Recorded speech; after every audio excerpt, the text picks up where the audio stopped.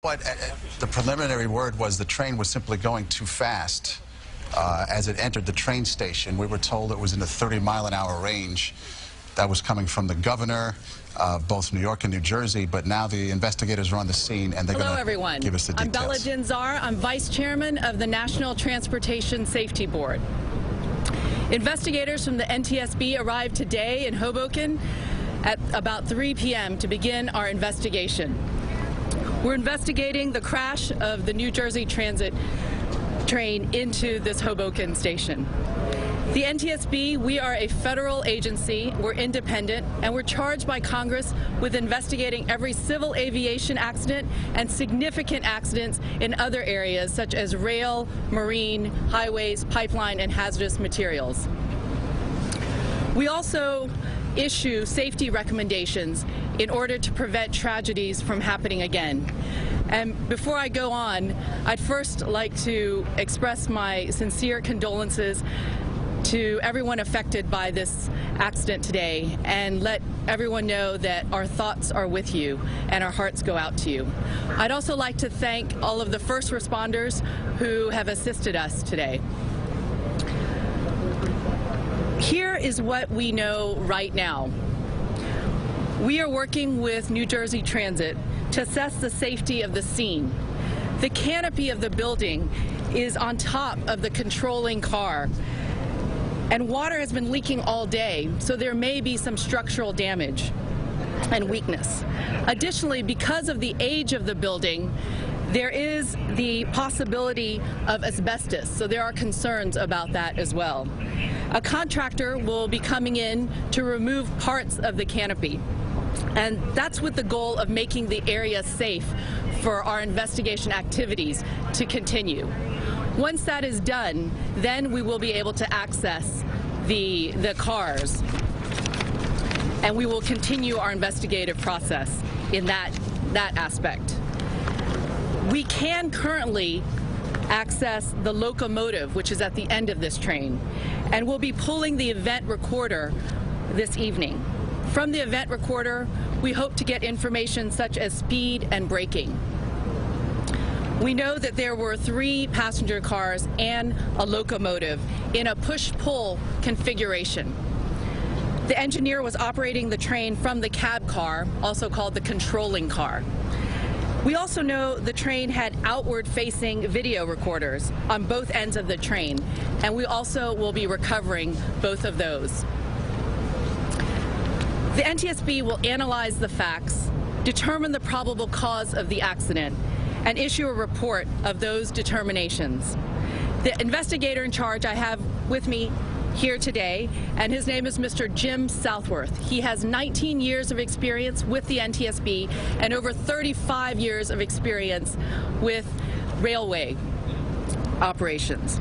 He is leading a multidisciplinary group of experts, and they will be examining the following areas: operations, mechanical issues, human performance, signals, survival factors, and track issues.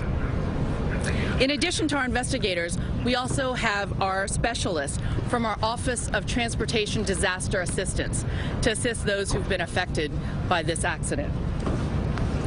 Tomorrow morning, we'll be holding an organizational meeting, and we'll be establishing the parties to our investigation. The parties will provide the technical expertise we need for this investigation. Tomorrow will also be our first full day on the scene since we arrived today. But I want to emphasize that we will only proceed to inspect the cars when it's safe to do so. It may be tomorrow afternoon before we can safely do that, but we'll be proceeding with other aspects of the investigation in the meantime. Our investigation will continue here on scene for 7 to 10 days. And our mission is to not just understand what happened, but to understand why it happened so that we can prevent it from happening again. We will not be determining the probable cause while on scene, and we do not speculate what may have caused the accident. Since we're just beginning our investigation, we don't have a great deal of information to report yet, but we will keep you informed with regular updates as we discover more information. We're here to find the most accurate information about this accident. And if the public has relevant information about this investigation, I encourage you to contact us. The email is witness@ntsb.gov. And for the latest information on media briefings, I encourage you also to follow us on Twitter and our website, which is ntsb.gov. And our Twitter handle is @NTSB_newsroom. So now I'd be happy to take a few questions.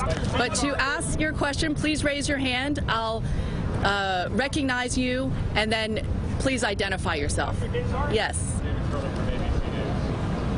Positive train control has been an issue for the NTSB inspectors. 8 years, the railroad has had an opportunity to install it. Not one piece of track, not one NTSB Transit has positive train control. If this train had positive train control all the way to the station, this accident would have avoided. The question is about positive train control and how it would have affected this accident. And that is absolutely one area that we always look into for every rail accident.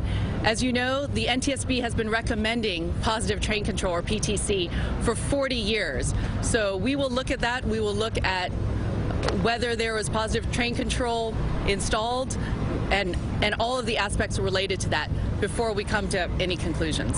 CNN, you spoken to the yes. engineer, Jose Martinez from New York One. Earlier, the governors of New York and New Jersey mentioned that the train was moving at a high rate of speed as it entered the tunnel. I know it's early in the investigation. You haven't even accessed the cars yet. Is there anything you can say to that? What might have led them to that? We cannot know what other people have found. What we're here to do is to find the most accurate information. That's what the NTSB does. We are going to be pulling that event recorder from the locomotive, which it is safe to do that at this point. So once we pull that, we'll have more information about the speed and braking and other issues. There's also an event recorder in the cab car, the controlling car, and we'll be getting that as soon as we can access that. And was that yes. speed restricted area? Engineer, and if so, what has he told you? So the engineer, as you may know, was injured. He's been released from the hospital, and we will be interviewing him. You mentioned the time gap in Ethan Hartman. Yeah. Ethan Hartman in his radio. You mentioned looking 46 hours after the crash, and it was a passenger car. Is that time delay hurting the investigation?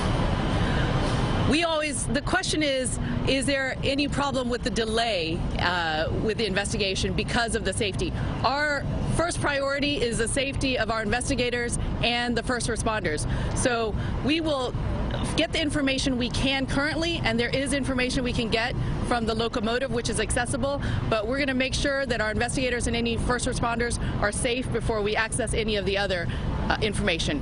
And that information is in the train. It's not going anywhere. We have plenty of people back there watching it. We'll be able to access it and get the information we need. Yes, sir. Well, it's on Costello with NBC News. Can I ask you a question? But sure, you're very well back here. Can you say something about the position of a car or something of that nature? We couldn't hear you. And also, do you have any idea what the speed limit, the posted limit is going into the station? The question is, did I say something about... It was hard to hear you. I thought maybe you said something early on about the position of a car or something, but I'm not quite sure. No, yeah. About the speed limit going into the station. The question is about the speed limit going into the station. The speed limit is 10 miles per hour going into the station. Yes. Early sense of how fast it was going? We're going to wait and get the exact information on the speed. One of the, Chris Bakley from CBS News, trains are equipped with an alerter where if something happens to the engineer, the train will stop itself if they don't respond. And do you know if that system was in effect and what the time window is in operation? The question is about the alerter and whether that was in effect. And we are in the initial phases. We do not know. We will find out and report that. Just real quick, on the data recorder in the cab versus the locomotive, do they record different things or will they have basically the same information? The question is about the data recorder in the cab car, the controlling car, versus the data recorder in the locomotive. And they're both outward-facing cameras, so they'll have different information. We don't know exactly what that information is, but as soon as we get it, we have our top experts in recorders here who will be telling us that. Yes. Have you seen any video? Oh, sorry, the gentleman in the back. Larry Hickson, store ledger. Oh, no, right. Do you know how many people were on the car at the time of the crash? The question is about the number of people on the car. We don't have exact numbers. That's one of the things we'll be looking at. Last question. Yes. Have you seen any video, and what have you been able to see given the 3 hours you've been here? What have you seen? Is there any surveillance video that you've been able to view? Can you just talk about what you guys have seen inside that station? So the question is what we've seen. What have we seen since we've gotten there? I have gotten as close as you safely can go to the scene of this terrible, terrible accident. And we've seen that it's very unsafe there. I mean, there's some potential structural damage.